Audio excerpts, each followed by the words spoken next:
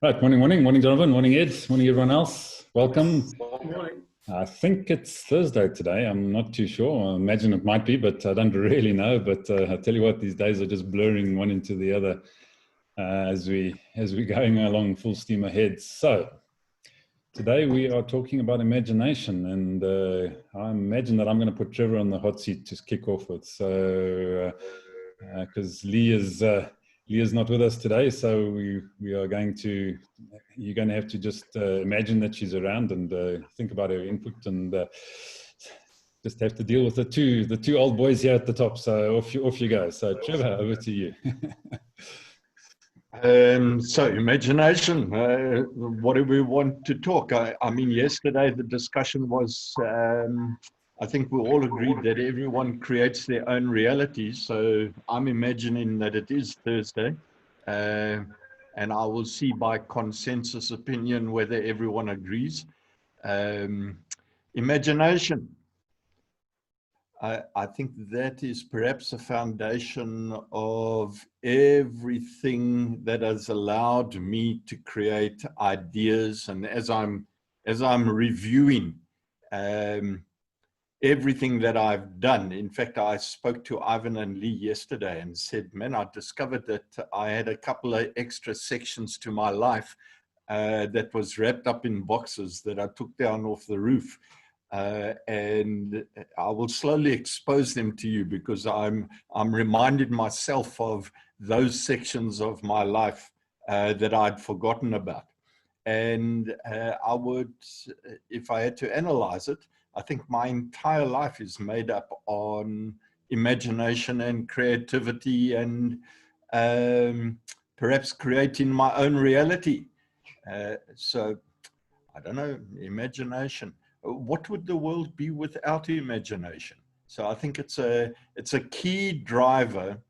You've got to have imagination. And I just love that song that you opened up with. I think it's one of the top songs of all time. So that's about the most that I can share here. No imagination in my comment.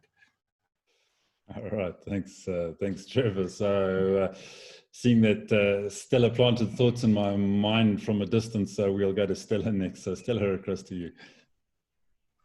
Morning, everyone.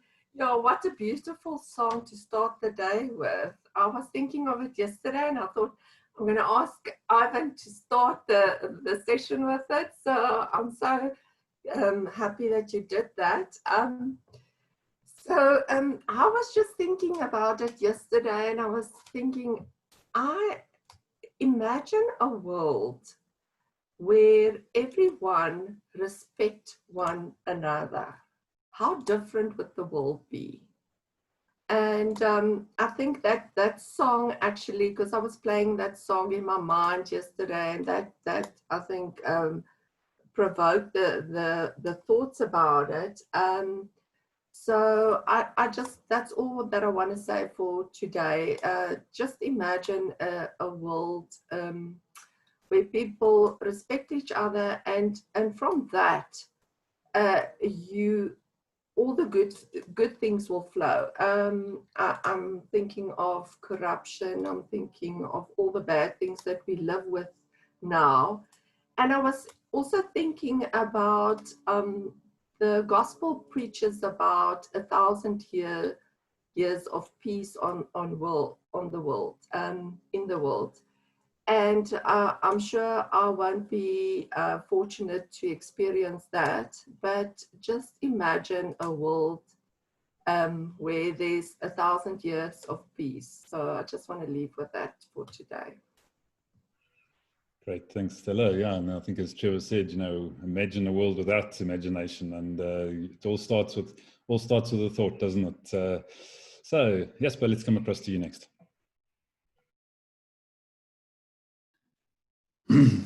Morning. I don't have any high-fire theoretical stuff today, but I think imagination needs a nurturing environment, and I think I'll focus on that. I'm just looking at my own life, how my thinking processes grow. When we started off with New Life 40 years ago, I came out of a typical, those days, call it a poor Afrikaner home, and there was no money for anything. And then you get exposed to a world where they expose you to lifestyle and travel. And during these travel events, you then meet people who are already successful and who are then paraded as a role models. And you have a chance to talk to these people, and you get to fly yourself, and you get to visit these other countries.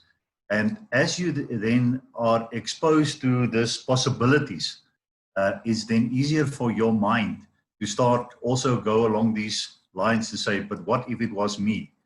And in my case, it was a slow process of creating almost a framework of it is possible, others are doing it, why not you? Which probably took me 9 years.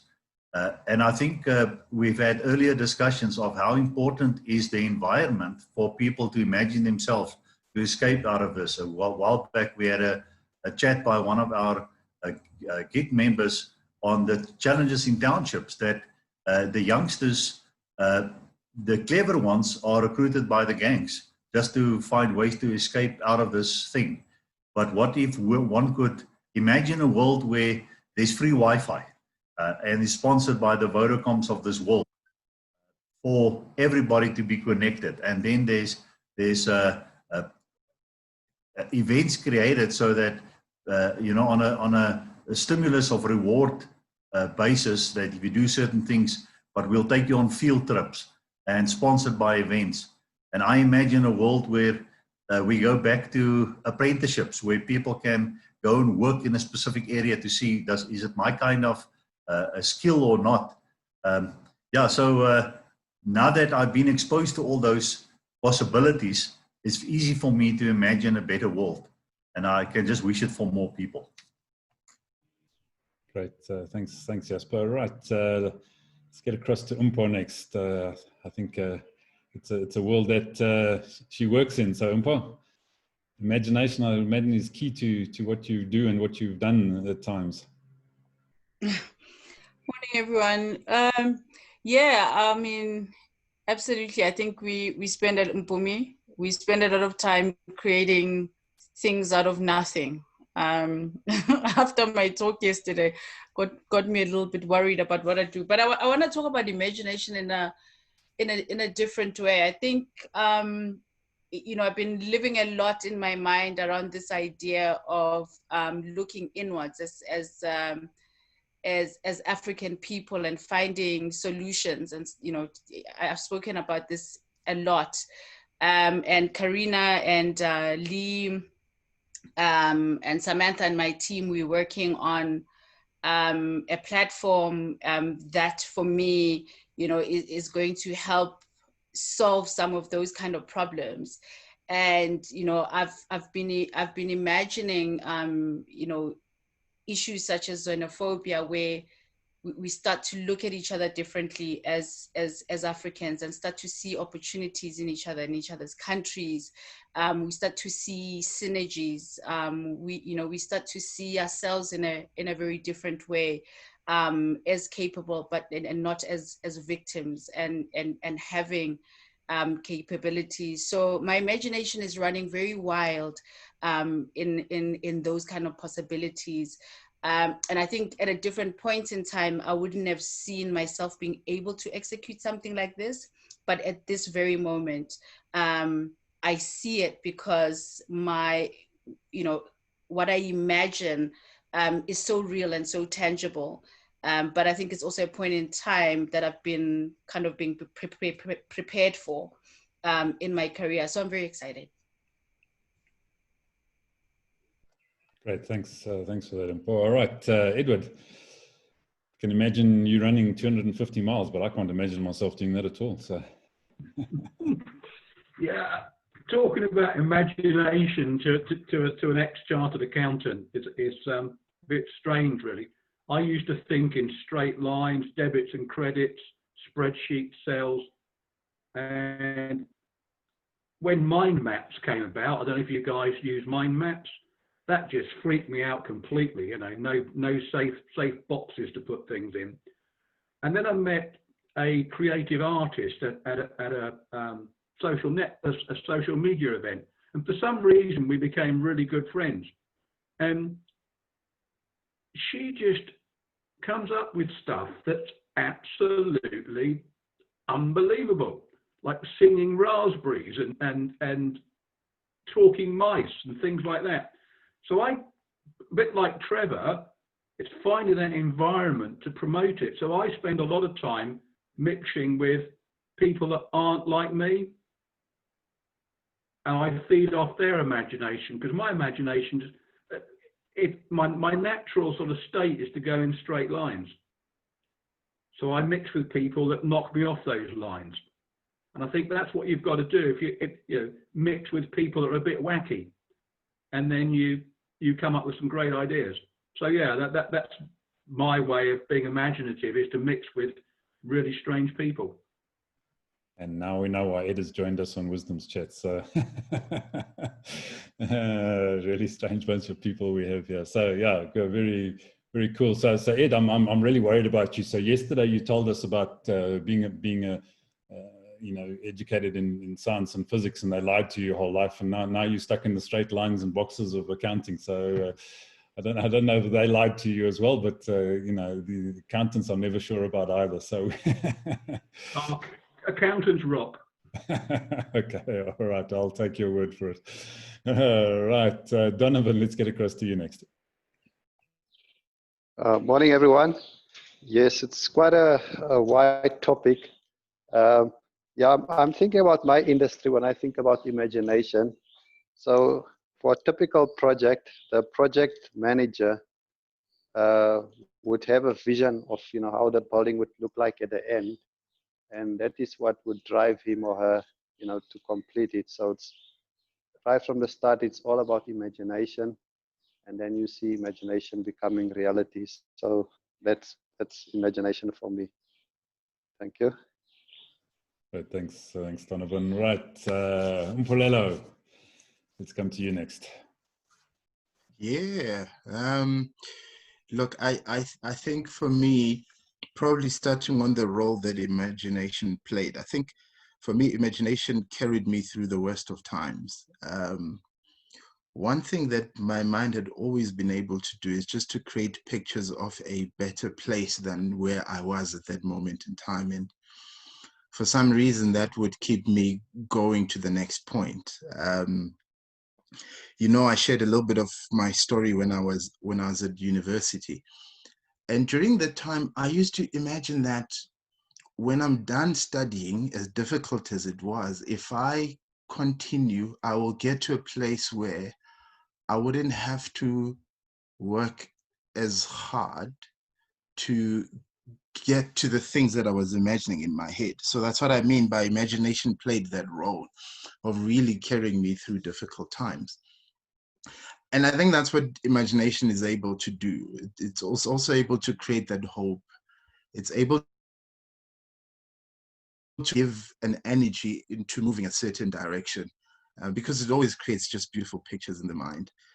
In actual fact, I think I suffer a lot of that. I imagine things so much that they become so real that I get frustrated when the reality is not immediately adjusting to that imagination I have in my head. So I've had to learn the patience, and that there's a process between imagination and then it becoming reality. Coming to what I imagine now, I always have this thing that there are people from where I come from that are still stuck there. And most of them cannot picture or imagine a different life because they've not been exposed enough.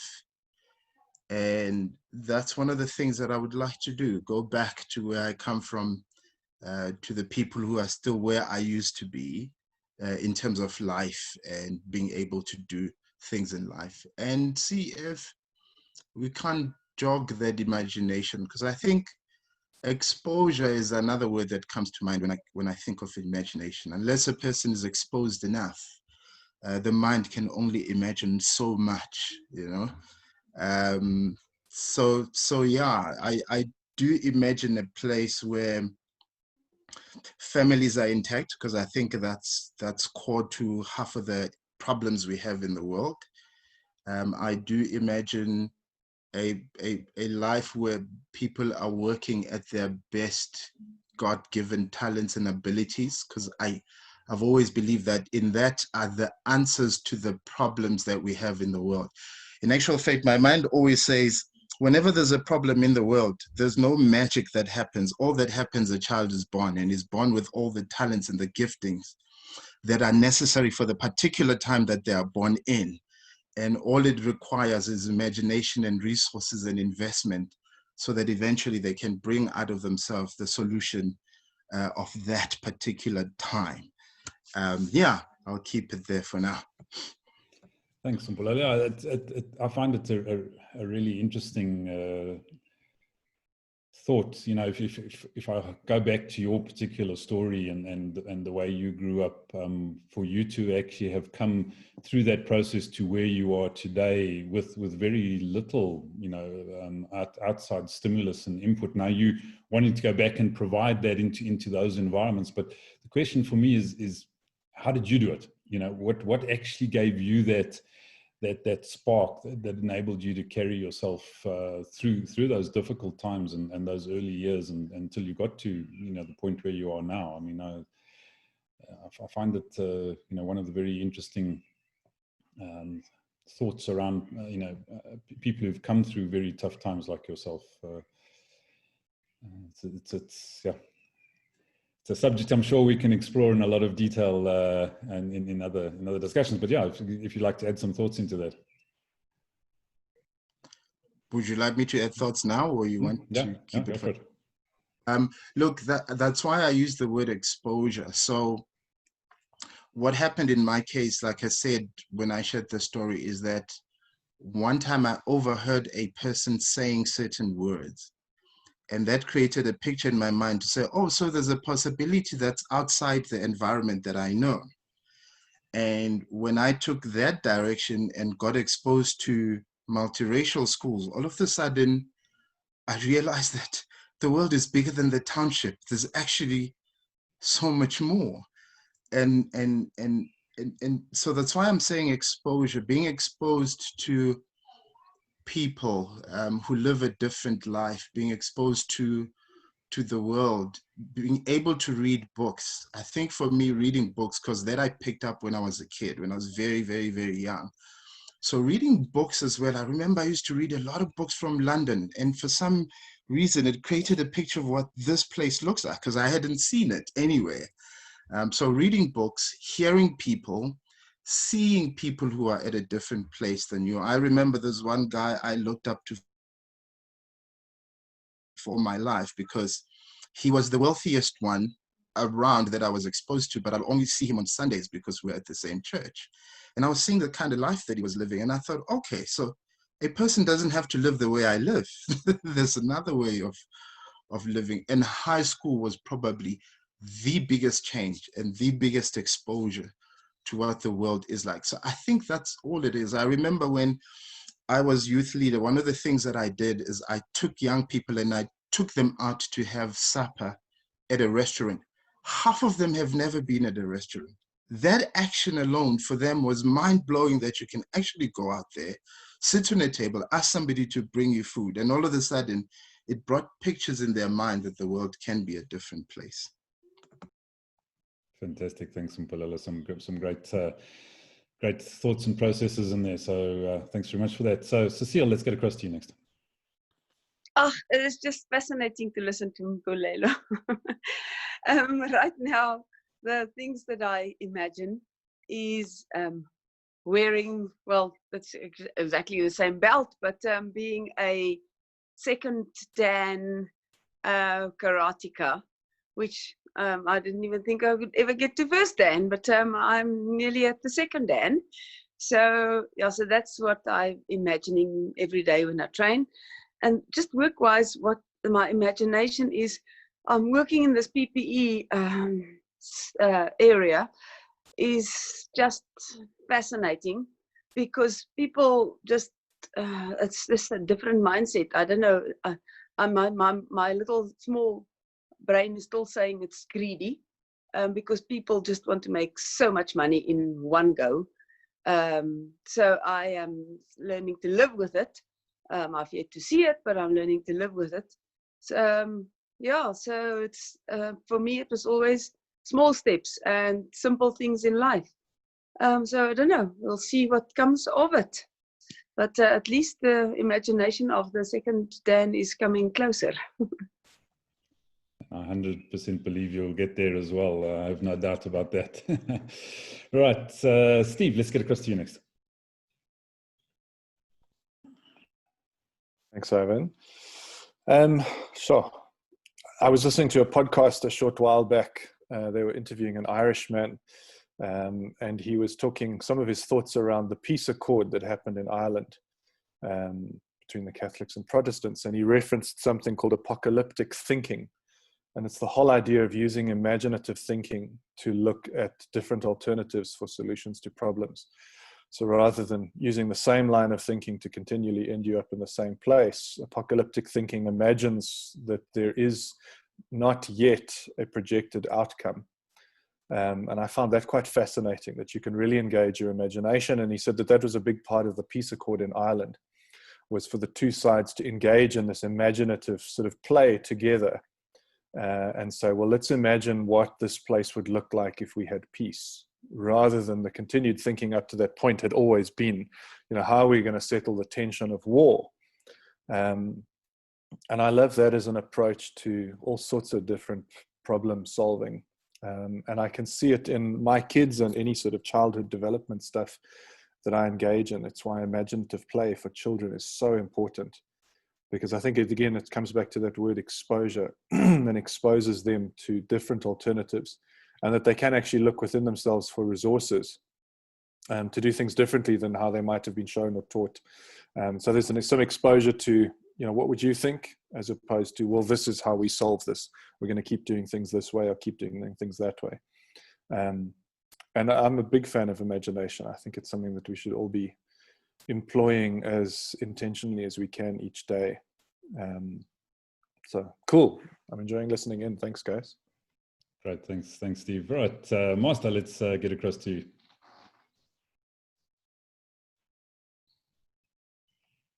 Master, are you with us?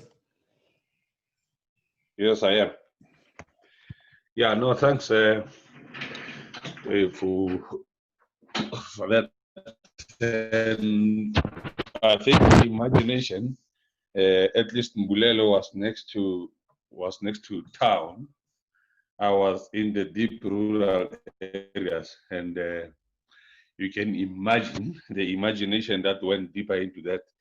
I remember in the early days we would be, requested to write a composition about a journey by train, and you haven't seen a train.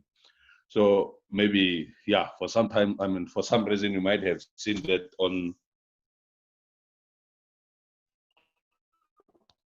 a picture, and you had to imagine what first, and secondly, how the feeling could be when you are in a train. So it has always been imagination throughout your writing or something like that. But besides that, I think imagination and visualization and trying to create visions and images of what you would like or where you would like to go is something that we did in our early days, or one did in his early days, and gradually as you get exposure, like Mpumelelo said, it becomes a very serious challenge, because at times you end up worrying instead of imagining good things and putting up those good imaginations, because now you feel that there is a big gap between what you have been exposed to and what the world can offer out there. So there is some bit of anxiety that builds up when you start imagining, wow, this is how things are. Even when I moved from teaching to the corporate world, I could see that there was a very, very big gap So there was a lot of learning that has to take place, which would enhance imagination, my imagination. And yeah, I think there is also a need out there to create, imaginative space where people can start imagining things and seeing things differently. So yeah.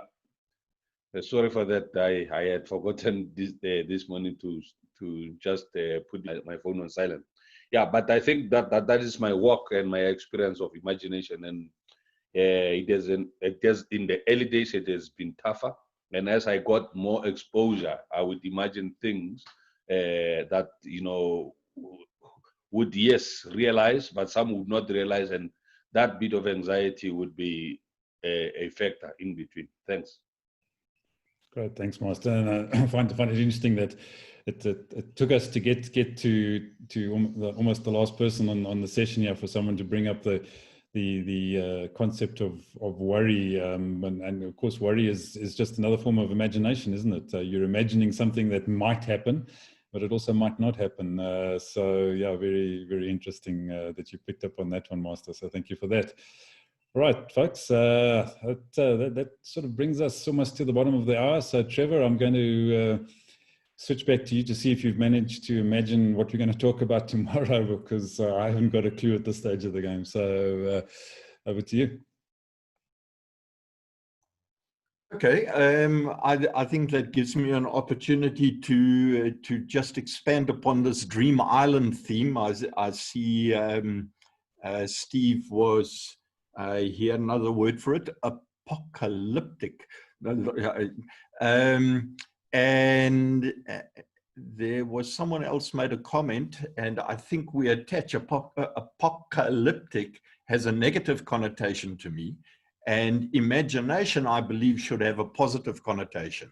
And someone who discussed worrying, I think that has a negative connotation. So I want to keep imagination to a positive connotation. And I'd like people to think overnight how they would recreate, given everything that we know. I mean, this is a highly intelligent group of people, apart from one here on this forum. So I'll let you imagine who it is. That is the problem child.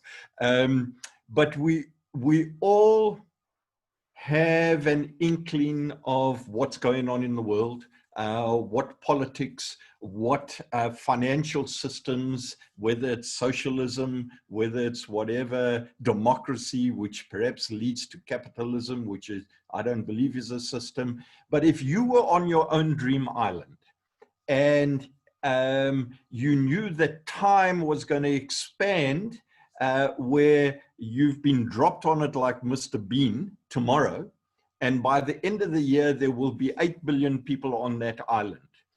How would you write the program or the democracy or the socialist environment or the communist environment? What political system would you have in place? What financial system would you have in place? How would you rewrite the control, given everything that you know, and how you would like to try and influence this island at the end of 12 months? And then you can only do this in 1, 2, 3. You've got to keep it simple so that I can understand it to try and vote for you in your party in 12 months' time. Your dream island, what systems would you put in place that are going to help influence 8 billion people in 12 months' time? Okay, just a little task for you to think about overnight. So I'm actually stunned. I don't even know where to take it from there. So Trevor, yeah, you've tossed out an interesting task for everybody this morning. So 1, 2, 3, redesign the world in less than 24 hours. So nothing like putting a small challenge out to the team. So folks, go and create some apocalyptic thinking, some revolutionary thinking, some positive imagination thinking, and rebuild the world in 24 hours. Create your own dream island, yep. And create your own dream island. Now you see, people are running away. There goes Stella. Who else is running away? Come on, I'm going to watch her. Okay. There we go. All right. Have a fantastic day further, folks, and we'll see you in the morning. Go well. Cheers. Guys.